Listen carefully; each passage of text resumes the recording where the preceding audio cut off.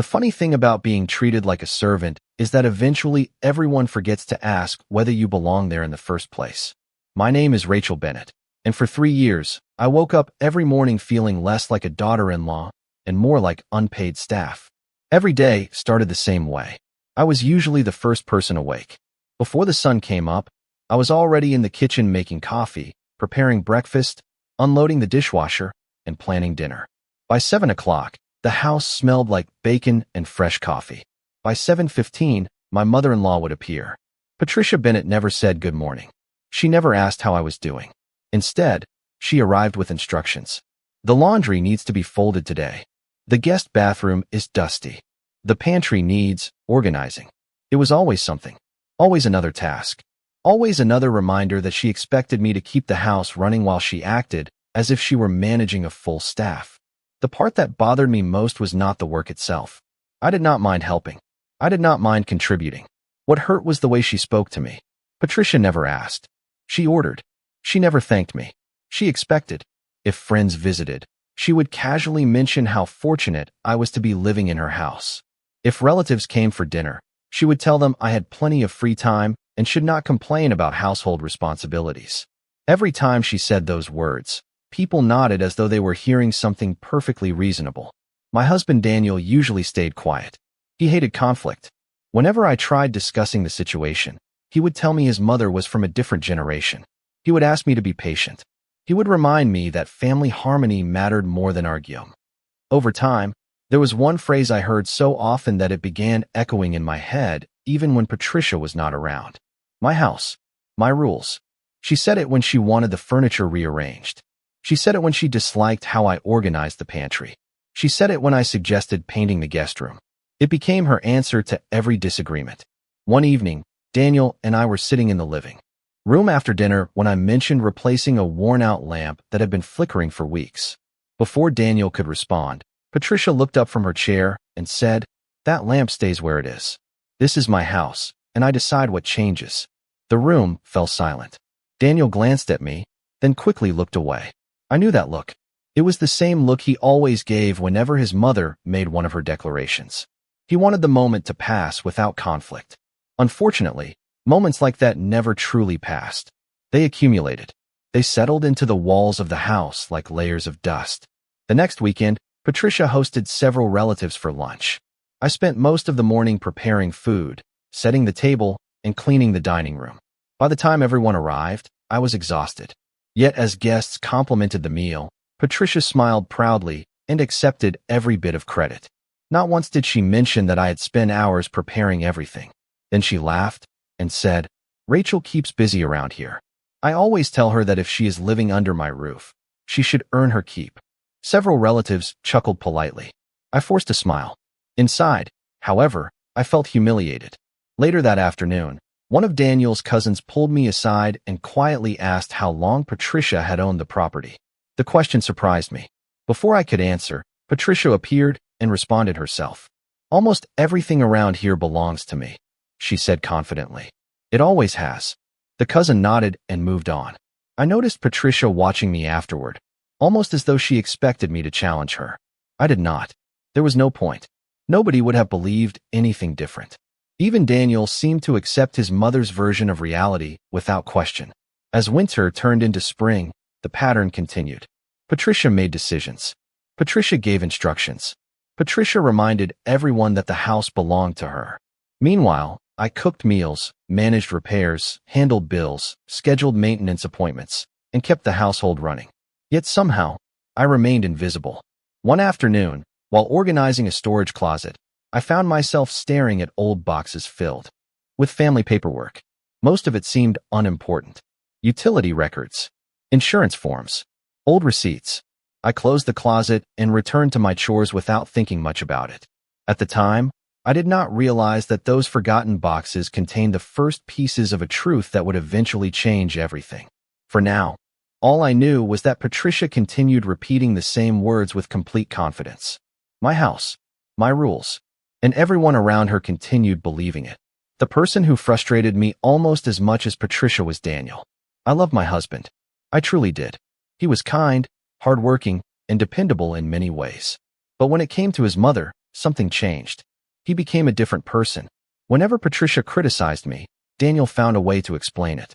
Whenever she crossed a boundary, he asked me to ignore it. Whenever I tried to discuss how her behavior affected me, he would sigh and remind me that she was getting older. One evening, after Patricia criticized the way I arranged the dining room for the third time that week, I finally reached my limit. Daniel and I were cleaning up after dinner when I asked him a simple question. Do you ever notice how your mother talks to me? He paused for a moment before answering. She does not mean anything by it. I stared at him.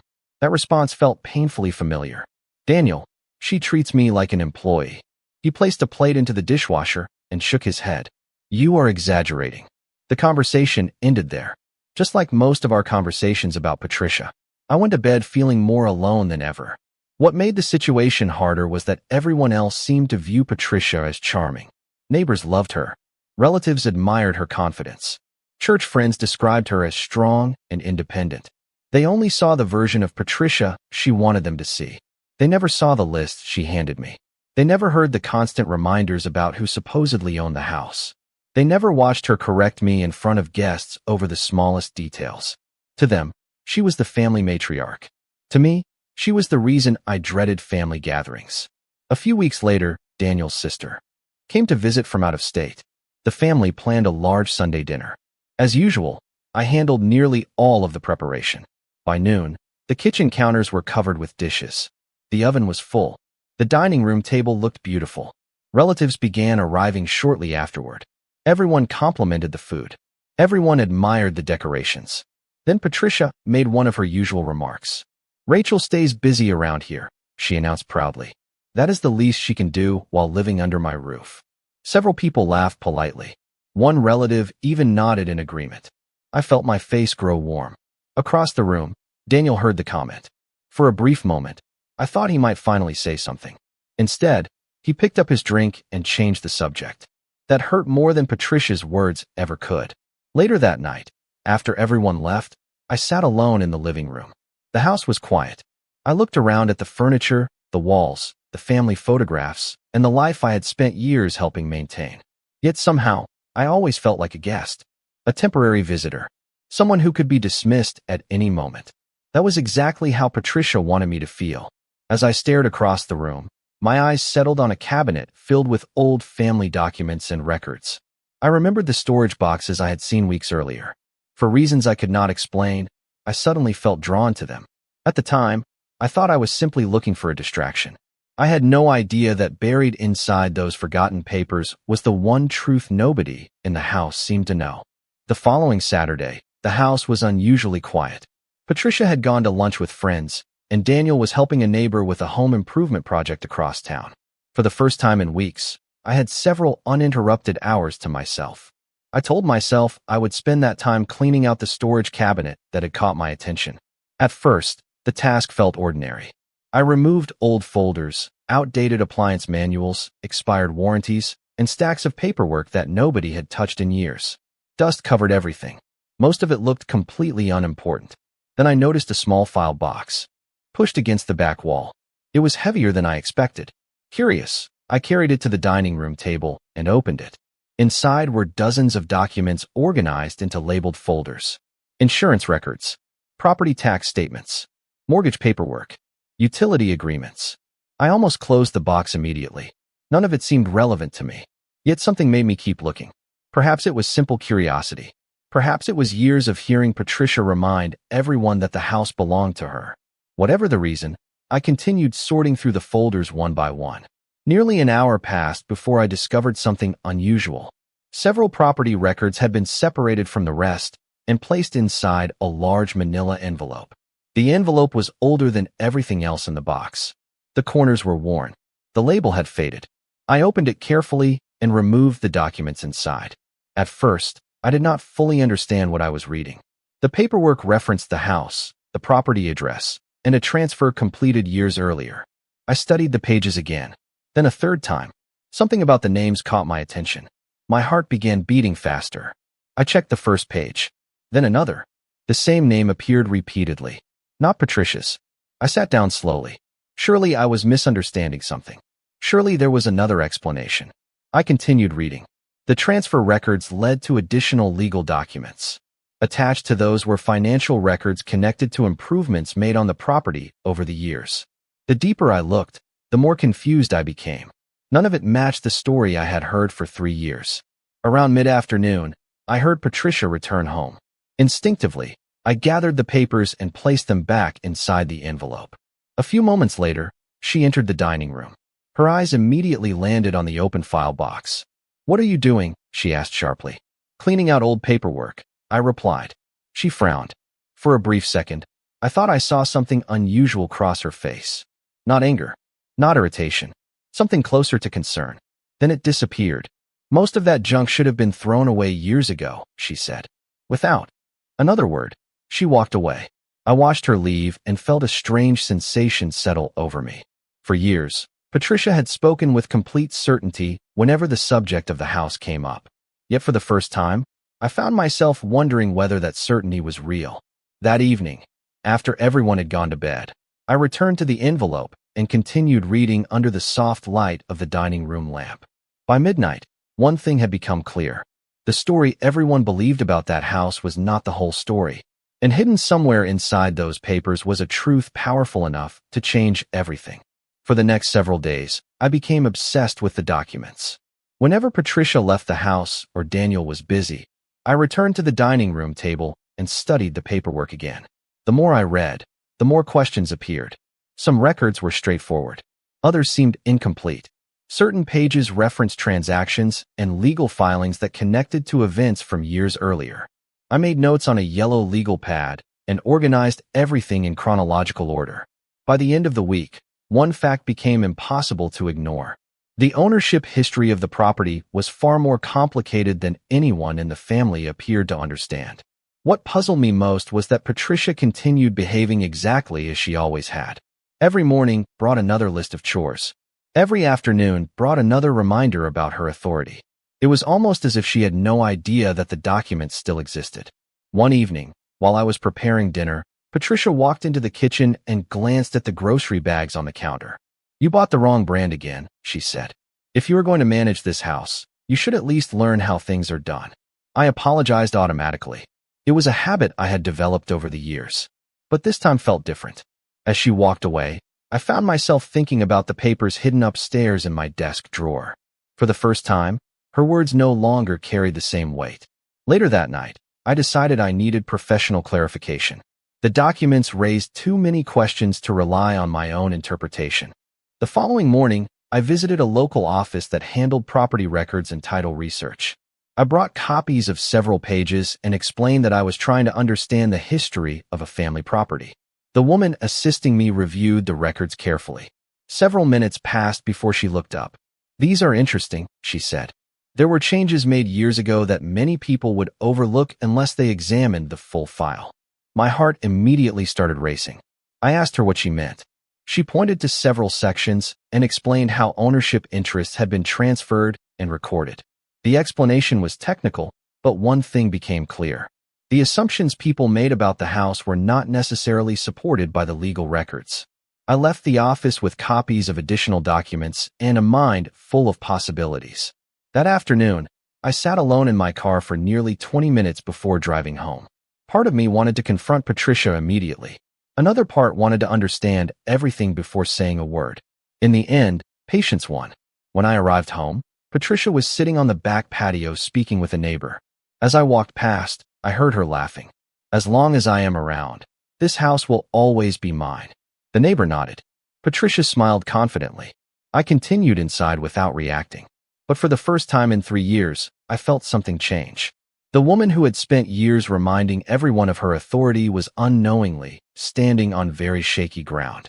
And hidden inside the folder on my desk was evidence that could eventually force everyone in the family to see the truth. The moment Patricia decided to force the issue arrived sooner than I expected. It happened during a large family gathering at the beginning of summer. Daniel's birthday was approaching, and Patricia insisted on hosting a celebration at the house. Relatives traveled from several states away. Friends stopped by throughout the afternoon. The backyard filled with folding tables, decorations, and enough food to feed 30 people. As usual, I handled most of the preparation. I cooked, cleaned, organized supplies, and made sure every guest felt welcome. Patricia, meanwhile, moved through the crowd like the undisputed owner of everything around her. She greeted guests, accepted compliments, told stories, repeated her favorite phrase whenever the opportunity appeared. By the time dinner was served, I was exhausted. Yet the evening was going smoothly until Patricia decided to make an announcement. Everyone was gathered near the patio. Conversations quieted as she stood and tapped her glass with a spoon. At first, people assumed she wanted to offer a birthday toast for Daniel. Instead, Patricia smiled and began talking about the future. She spoke about family traditions. She spoke about maintaining standards in the household. Then she said something that made the entire gathering feel suddenly colder. "There comes a time when certain living arrangements need to change," she announced. Several guests exchanged confused glances. Patricia continued, "I have been thinking carefully about what is best for this family, and I believe Rachel should begin looking for another place to live." For a moment, nobody reacted. The words seemed too surprising to process. Then silence settled over the patio. My heart pounded. Across the table, Daniel looked stunned. Even he had not expected this. Patricia folded her hands confidently. "It is simply time," she said. "This house needs fewer complications and more order." I could hardly believe what I was hearing. She was attempting to remove me from the home in front of dozens of witnesses. What shocked me even more was how comfortable she seemed making the declaration. There was no hesitation, no uncertainty. Patricia truly believed she possessed the authority to make that decision. Several relatives looked at me sympathetically. Others stared at their plates. Nobody knew how to respond. Daniel finally cleared his throat. "Mom, maybe this is not the right time for this conversation." Patricia waved away the objection. "There is no better time. Everyone already understands how things work around here." Then she looked directly at me. "You have had plenty of opportunities to contribute. I think it is best if you start making arrangements." The old version of me might have cried. The old version of me might have defended herself. Instead, I remained surprisingly calm.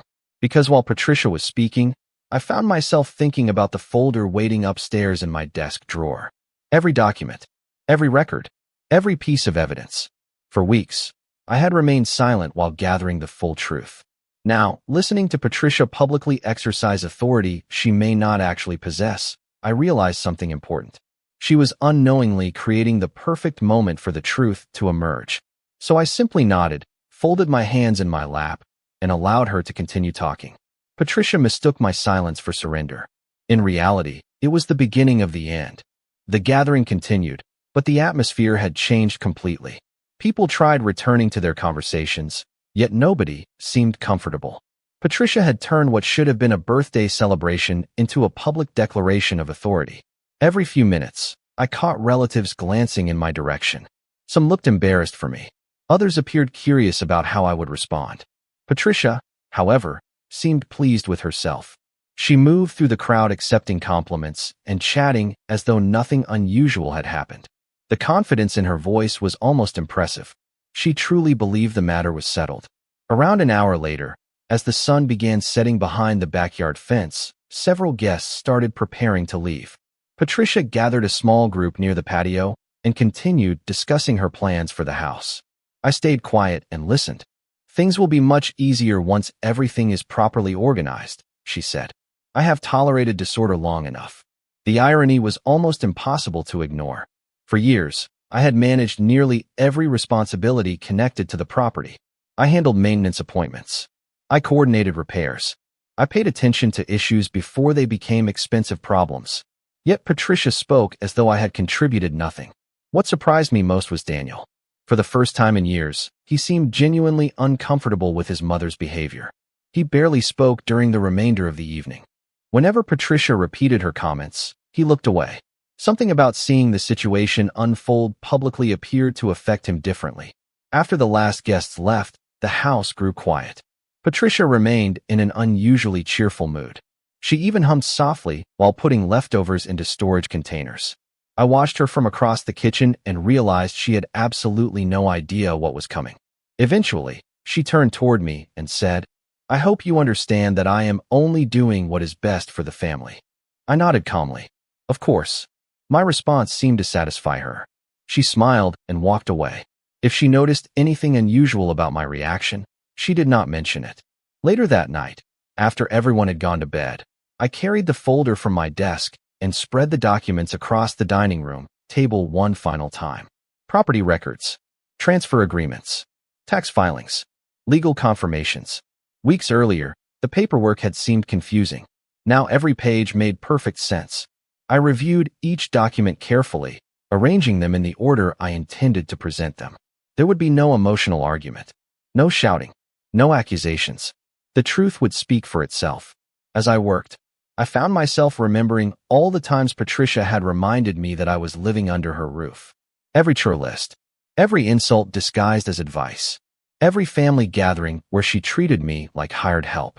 For years, I had allowed those moments to define my place in the household. Now I understood something important.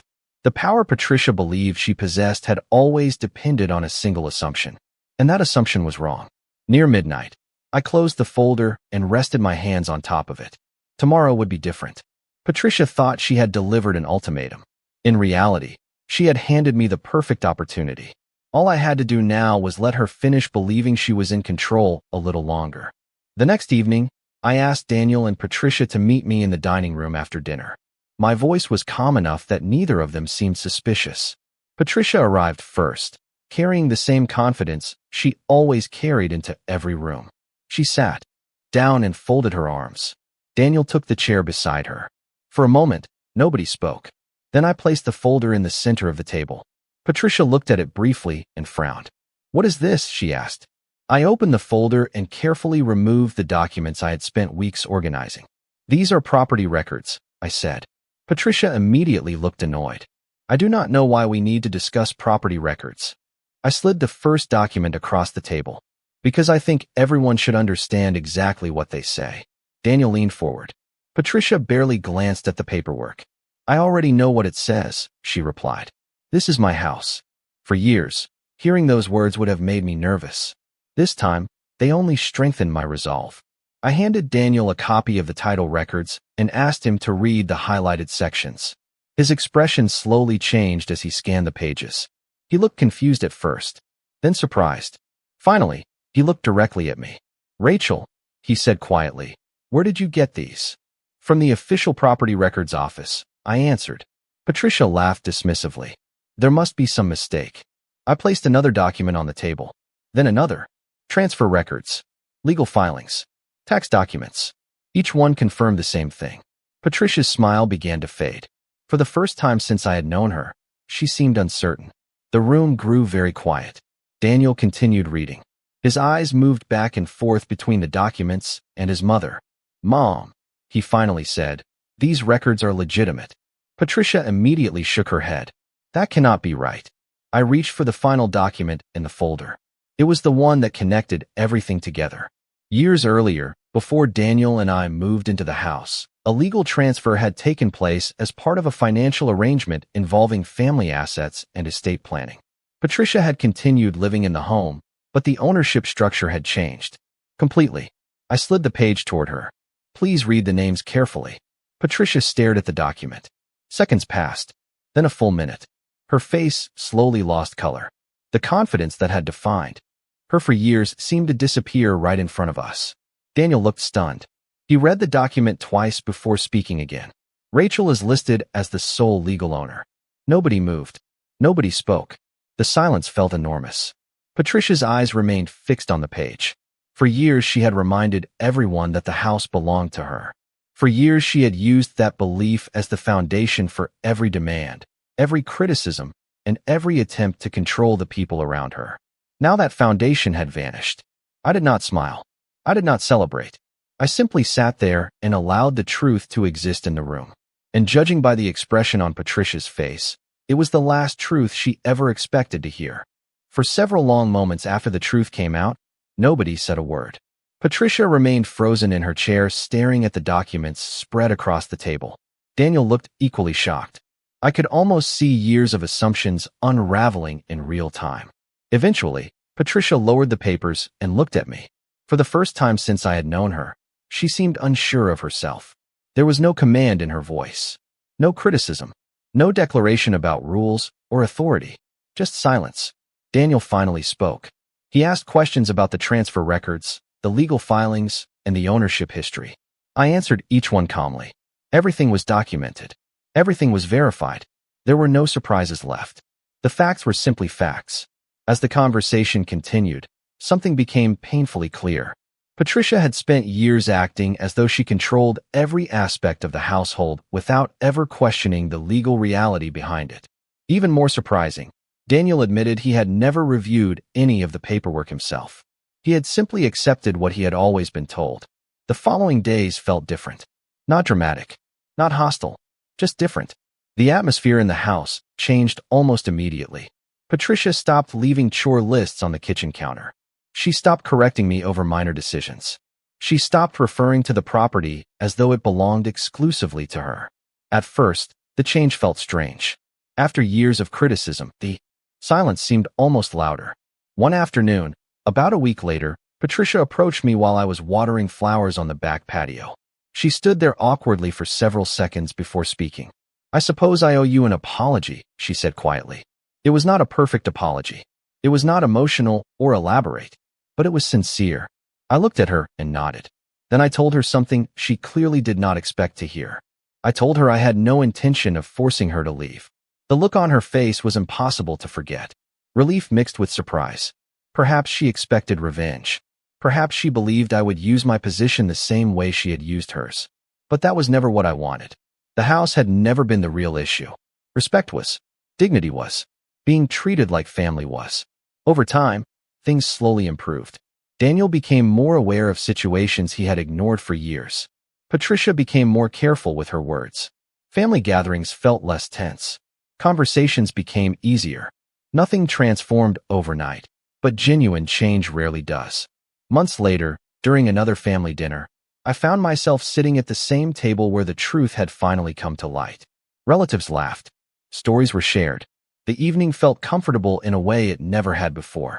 At one point, Patricia thanked me for organizing the meal. It was a small gesture, but everyone noticed it. So did I.